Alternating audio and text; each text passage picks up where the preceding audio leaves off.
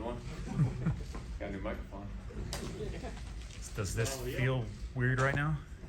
I mean, just getting back in the swing of things, I think. It'll take a couple days to get back into it, but no, it's nice to see you guys again, man. It's been a while. When we spoke to you last, I think it was February 1st, and there was some question about whether you would need surgery on your thumb. Yeah. And the thought was that your shoulder would heal on its own.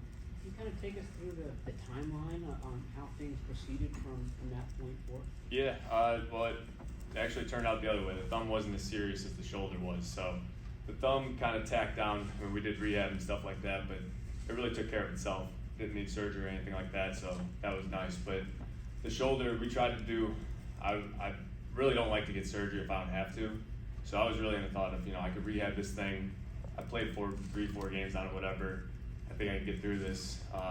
After about 3-4 weeks of that, it just wasn't happening, it wasn't working. We were like, all right, we gotta, get the surgery. So that's when we made that choice, and I'm happy the way it worked out. I don't think it was the exact way I wanted it to work out, but everything happens for a reason. John, in making that choice, were you aware that, okay, this could really scuttle any trade scenario that was happening? I mean, yeah, you know in the back of your head that could happen, but you got to take care of your body. I mean, if your body's not going to be able to go out there and perform, then what are you worth? So I had to get that taken care of. That was priority one, and the rest took care of itself, I think. What was this whole period of limbo like for you? I mean, it seemed like you could have maybe asked for something or done something, but yeah, it was weird. It was different than any situation I've ever been in. I've been in some weird ones too, so that's saying something. But no, it was I think things worked out for the best. There was a lot of ups and downs, rocky roads here and there, but I think throughout the whole thing, I'm happy with where I'm at, happy to be with the Niners. I think the Niners are happy to have me back, and it's I think things are working out pretty well. Jim, you report to training camp on time. You're out there, during some practices, running. At what point did it cross your mind and become a conscious thing? Like, I could end up back here. Really wasn't on my mind, to be completely honest. I mean, I was training out here. I had to be here, so I was here for that reason. But I don't know. I was just trying to get my body right, like I was saying, getting the shoulder right. I felt very confident out there, and I knew that I was ready to roll. I just needed to figure out where it was, and things kind of fell into place these last couple of days, really, just right before it all happened. Well, why didn't you at any point just say, hey, I've done some good stuff here, release me, let me go find a place?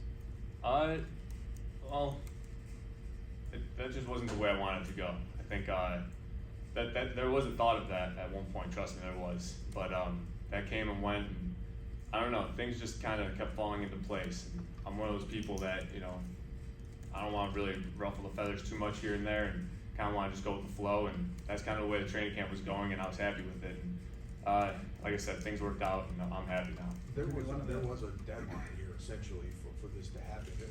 What made you want to come back here specifically versus, hey, they could have released you and you could have took A lot of things, actually. I think just the opportunity to be with the same team that I'm familiar with, offense I'm familiar with, coaches, players, all that stuff really played a big role in it.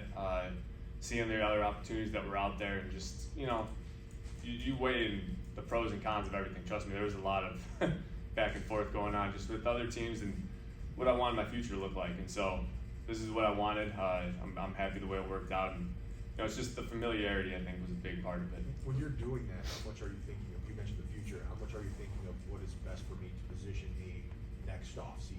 Yeah, I mean, you always have to think about that. It's as much as you're in it, for the wins and everything like that, you got to look into the future a little bit, contract situations and all that. And I think everybody does that to a certain degree, and you have to be smart in that sense of it. But it's at the end of the day, I'm a 49er right now, and I'm happy about that. When you guys have the ability to talk to other teams this summer, was there ever a situation where a team came to you and said, we want to trade for you under a certain contract, under a contract reduction? Did it come to that point with any teams? Or? Not to that degree. A little different verbiage, I guess you could say, but there was a lot of discussions with other teams.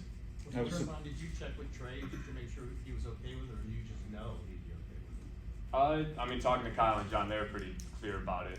Didn't directly talk to Trey about it, but Kyle and John said that they talked to him and everything. And I mean, me and Trey, honestly, I know a lot of stuff gets made in the media and shit like that, but we have a good relationship, man. It's so I mean, everyone can say what they want and everything, but I mean, we went through it last year. It's very similar to this situation, so it's not like we haven't done it before. Is there got time for two more? He has It's a almost never 130 happens meeting. like this, though, with a former starter comes back and stays as the backup. Is it a little bit of a blow to your ego? Is it a little bit tough to, kind of wrap your mind around, you are no longer the starter, you won a lot of big games here, and you're coming back as the backup? I mean, yeah, if that's gonna take a blow to your ego, you gotta check your ego a little bit. But no, I think you gotta know who you are in this league, who you are as a player, who you are as a person, and I think that's gonna carry you a long way. So that's why I'm really not too concerned about that. Is your shoulder 100% game ready and recovered, or are you still ramping that up?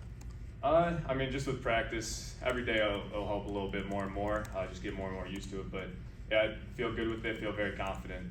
I'm happy with where it's at. I appreciate you. All right, Sorry, guys. good seeing you guys.